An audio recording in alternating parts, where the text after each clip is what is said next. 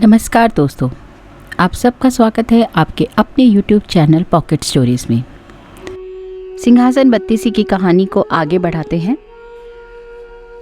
अगले दिन सुबह राजा भोज जल्दी उठकर शुभ मुहूर्त के अनुसार अर्थात छठे दिन सिंहासन की ओर कदम बढ़ाने लगे। तुरंत ही एक तेज स्वर सुनकर राजा के आगे बढ़ते हुए जो कदम थे वो रुक गए, क्योंकि उस सिंहासन में से छठी पुतली उसने राजा भोज का रास्ता रोक लिया था।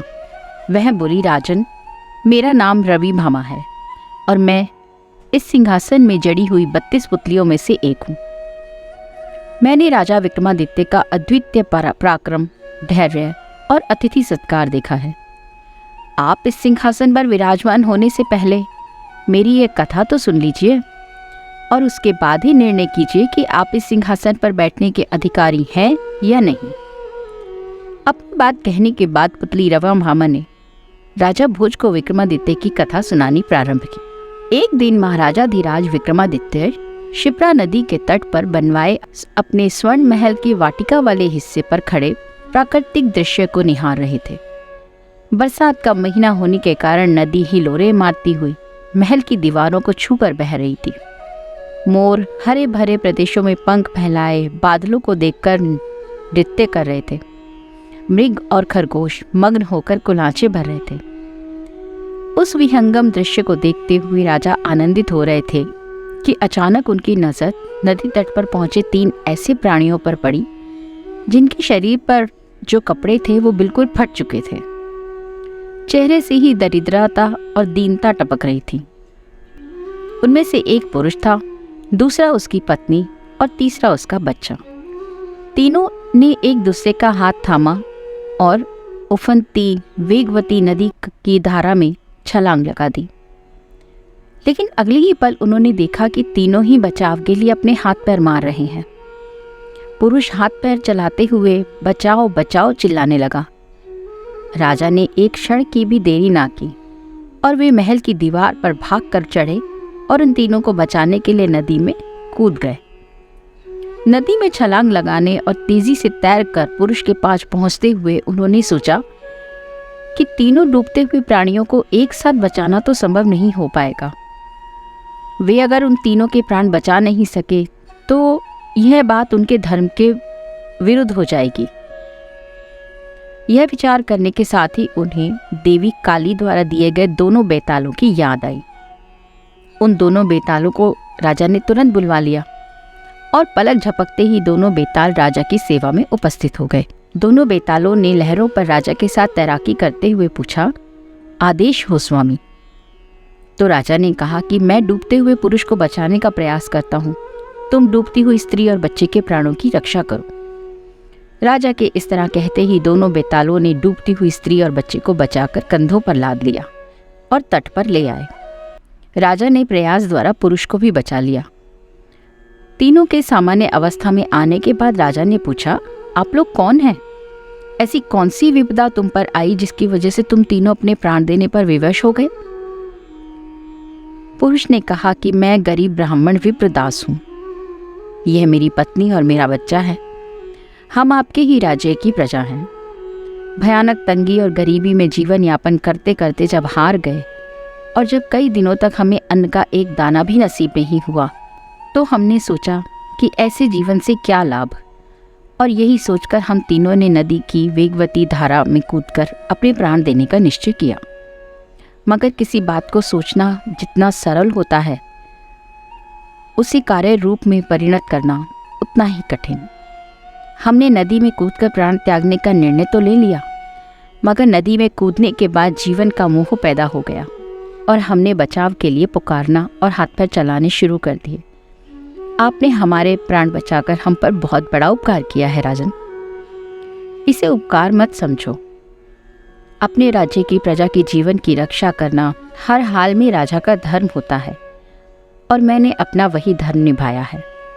अपने प्राणदाता का राजा के रूप में परिचय पाकर विप्रदास एकदम से राजा के पैरों में गिर पड़ा और गिड़गिड़ाकर बोला, आपने मेरा और मेरे परिवार का जीवन बचाकर परोपकार तो किया है राजन, लेकिन मैं सोचता हूँ कि इसके बाद क्या होगा। रोज रोज भूखों मरने से तो अच्छा है कि कुछ देर का कष्ट सहकर मृत्यु को वरण कर लूं।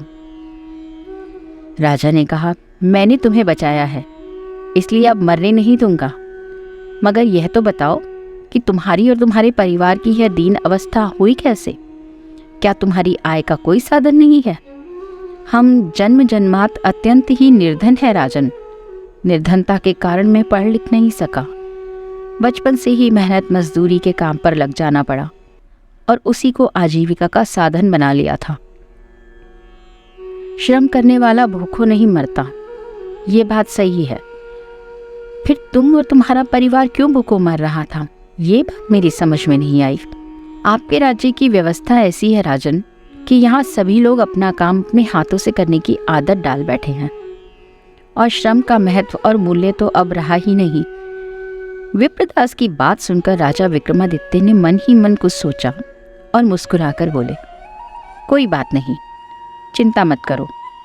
मन से आत्महत्या का विचार निकाल दो। आज से तुम मेरे अतिथि हो।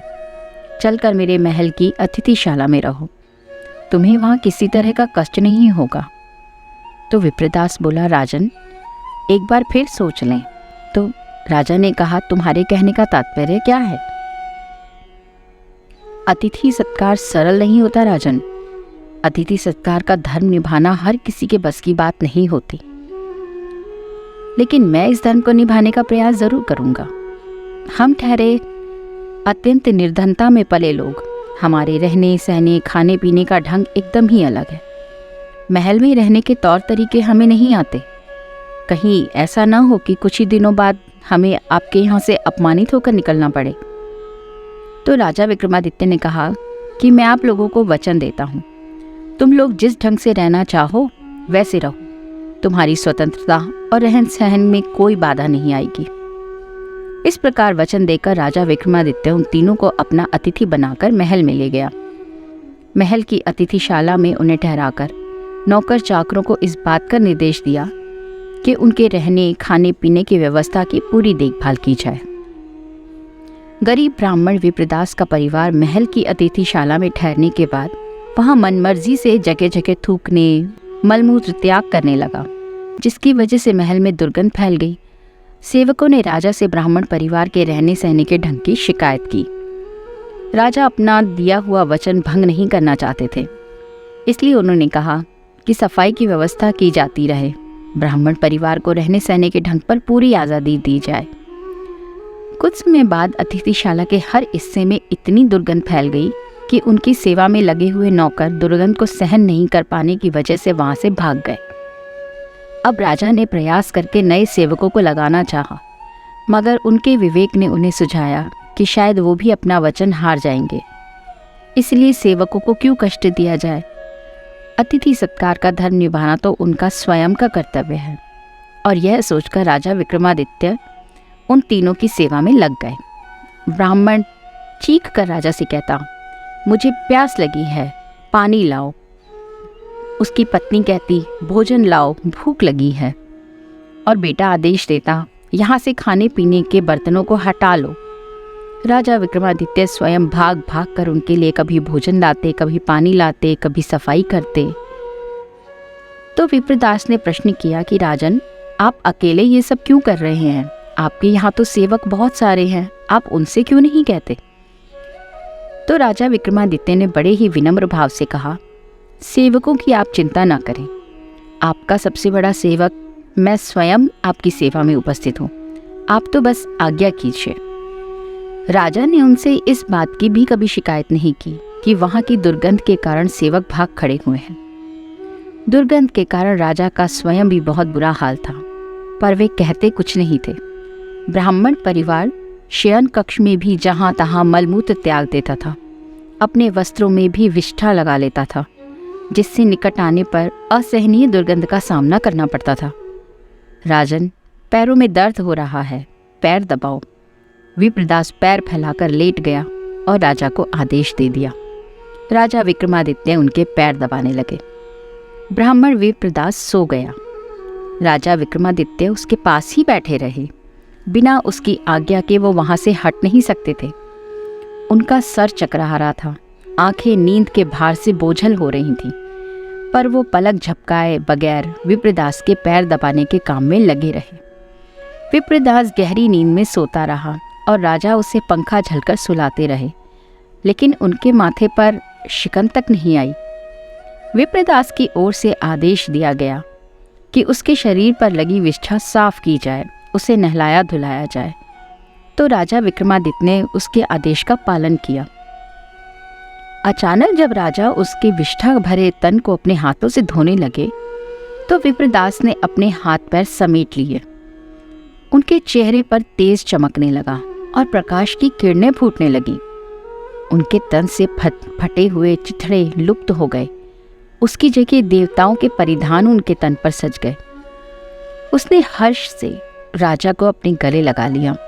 राजा ने देखा कि विप्रदास का कायाकल्प होने के साथ ही उनकी पत्नी और पुत्र का भी कायाकल्प हो गया। पत्नी देवलोक की सुंदर स्त्री और पुत्र देवपुत्र के रूप में बदल गए और इसके साथ ही सारा राजमहल अद्भुत सुगंध से भर गया। जहाँ जहाँ गंदगी और विष्ठा थी वहाँ हीरे मोती जगमगाने लगे। सारा वातावरण सुगंधमय हो गया। विप्रदास रूपी ब्राह्मण ने राजा को गले लगाकर कहा, मैं वरुण देव हूँ राजा विक्रमादित्य। हम सपरिवार तुम्हारे अतिथि सत्कार और प्रजापालक होने की परीक्षा लेने के लिए आए थे और तुम उस परीक्षा में खरे उतरे। मैं वरदान देता हूँ कि तुम्हारे राज्य में कभी सूखा नहीं पड़ेगा। तुम्हारे राज्य के खेतों में 3-3 फसलें लहराया करेंगी। और यह कहकर वरुणदेव सपरिवार अंतर्ध्यान हो गए। इस कथा को सुनाकर पुतली रमा भामा ने राजा भोज से कहा, कहो राजा भोज, क्या तुम इतने धैर्य और विश्वास के साथ किसी अतिथि का सत्कार कर सकते हो? शायद नहीं। क्यों, है ना राजन? तुम इस बात का स्मरण नहीं रखते कि कण कण में भगवान है। हर प्राणी की सेवा करना राजा का कर्तव्य है। अगर तुमने अपने जीवन काल में एक भी ऐसा कार्य किया है जिसमें अपने प्राणों पर खेलकर किसी गरीब प्रजा की जान बचाई हो और उसका इतना मनोयोग से अतिथि सत्कार किया हो, तो तुम इस सिंहासन पर बैठने के अधिकारी हो। राजा भोज पुतली का प्रश्न सुनकर उदास हो गए और अपने शयन कक्ष में लौट आए। दोस्तों, आपको ये कहानी कैसी लगी? अपने कमेंट्स मुझे कमेंट सेक्शन में लिखकर ज़रूर बताइएगा। मिलती हूँ सिंहासन बत्तीसी की अगली पुतली की कहानी लेकर। तब तक के लिए नमस्कार।